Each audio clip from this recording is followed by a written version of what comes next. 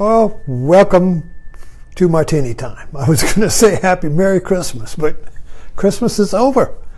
And so I just wrote the title down for this talk, The Day After Christmas. My daughter was here from New York for the Christmas holidays, and we just took her back to the bus today, getting back to New York, and I turned off the Christmas tree and been picking up trash. And we have candy we can never eat, some gifts thrown around. We find out we threw the directions out. There's too much food in the refrigerator. There are stockings still full of nuts, candy. And there's a certain returning to the world. It's kind of like we've been on a big retreat. When it gets, the whole Christmas thing is really standing back and looking at it. It's quite marvelous in many different ways. I mean, it starts now after Thanksgiving.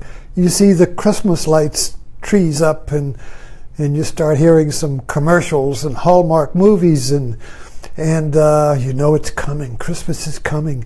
And the expectation begins to build, and then you start thinking about what presents you're going to get, and you can't afford it, and you wish you could do more, and I'm doing too much, I got to cut back. And then with my wife, it's cooking and candy making, and then it's the gift wrapping, and then it's the getting of the tree and putting it, and then finding the ornaments, and then finding the ones that are broken, and then fixing the lights. And I mean, this really goes on, and it builds, So,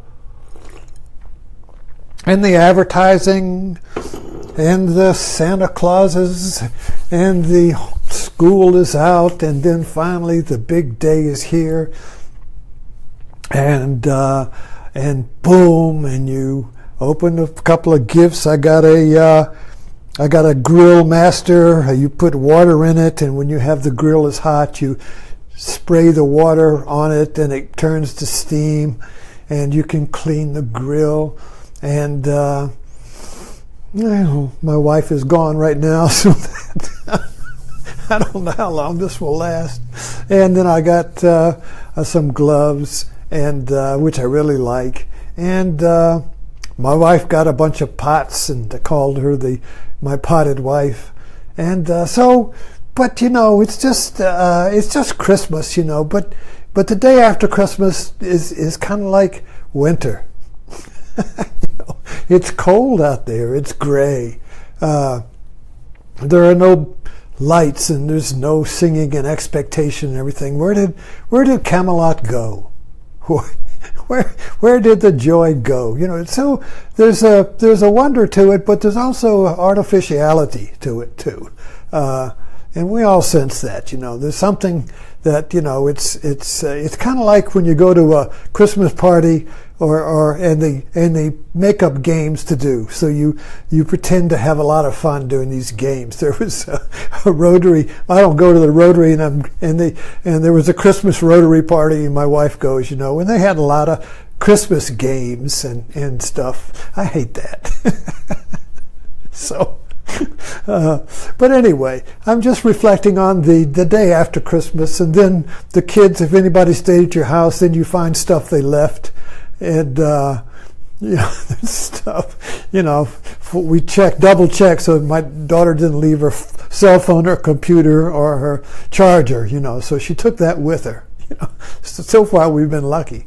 But, so it's just the picking up the pieces and throwing out the trend, and the garbage men are becoming, and it must be the biggest day of the year for the garbage men, because we've got 3 times as many trash bags out there.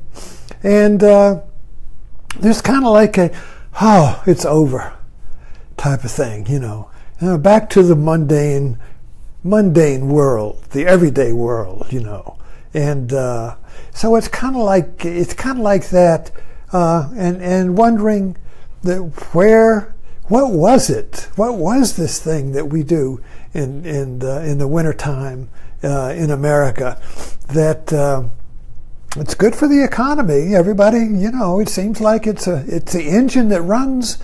It's kind of like the jet fuel for the economy. So it's good for the country to have Christmas. It's good to spend all January and February's money in December. It's good to jack up the credit card so that you pay that off during the rest of the year. That's good for the economy. That. But anyway, so I do wish everyone can have continued joy throughout the year that doesn't depend on lights and commercials and buying presents and making and eating too much candy and all of the hoopla and all the hype. Where is the quiet joy? Where is the quiet wonder? And where is the quiet awakening Christ? In the inner life, and see, even there we get all messed up. We say, "Oh, Jesus and Christ," and so that's something. Well, the awakening is not something; it's you. So you are the awakening Christ. You are the awakening force. We just saw the Force Awakens. You are the Force Awakening. You are the Dharma. God dwells within you as you see, in your everyday mind, in your everyday boring, mundane life is God. This is the whole thing personified just as you. This is the whole cosmos awake as you in your little mundane life, you see. So it's not mundane at all, really. It is really a wonderland. But we only see it once a year in our culture, you see. So I did a talk on Avatar. And Avatar is really about a wonderland called Pandora. And so Jake Sully, if we become the Jake Sully, we become the hero in the movie, and we see Pandora for the first time. And we see the flying mountains, and we see the forest bloom at night and the lights. And it's wonderful. You see, we see it for the first time.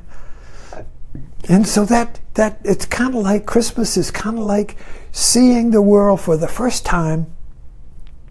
But we only see it through the eyes of the children. We don't see it. We like, look at the kids are having it. So we set up the kids for the big, all that, and we get a little vicarious wonder, you see. But they get to live in it all the rest of the year as long as they're little kids. The adults go back to sleep. We go back to the world that's been stripped clean of wonder. We go back to the world where rationalism has wiped the board clean of mythology and wonder and seeing anything for the first time. Oh, we've seen it all. You see, we've seen it all. I've seen it all. Yeah, we've seen Christmas before. You see, I've seen it all. The board is clean.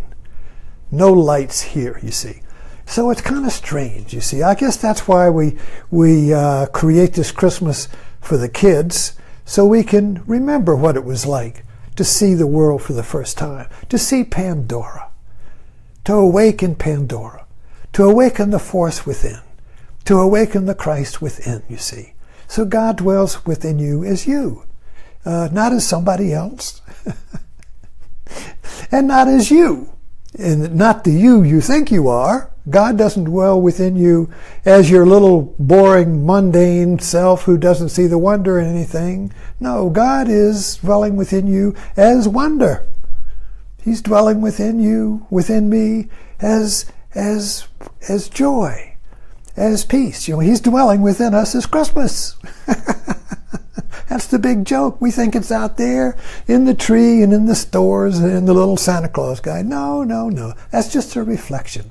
That's just a reflection that we've created to remind us that the joy of Christmas is our own inner joy. But we have externalized it into a ritual, a cultural ritual, you see.